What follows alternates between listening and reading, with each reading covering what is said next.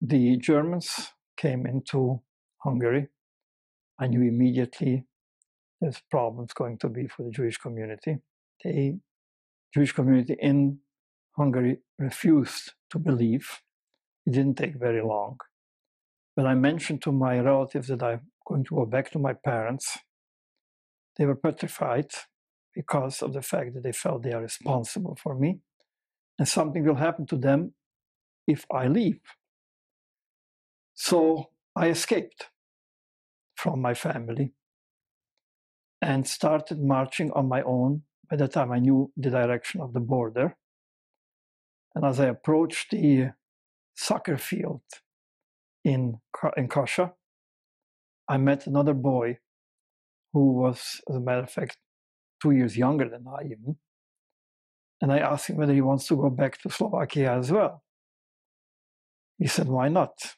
So the two of us picked ourselves up and started marching. By that time, it got dark.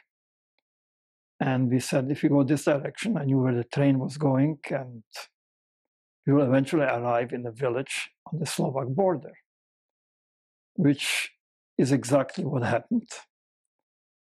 I was scared in the dark, so was he. But nevertheless, we made it.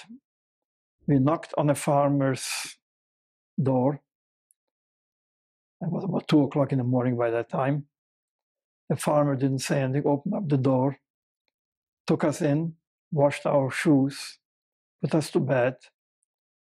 These people were so used to smuggling back and forth, they knew exactly what the purpose of our visit is. All they saw was money in front of their eyes. Here are 2 kids, he'll deliver us to our families, he'll get his reward. So they took very good care of us. They fed us, they washed us, put us to sleep.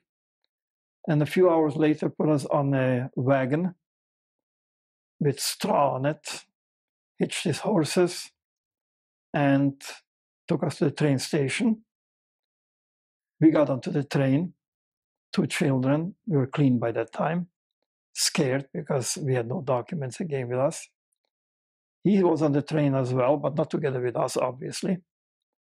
And till he dropped off the other boy. The other boy was from Prešov and continued with me to Bardiev.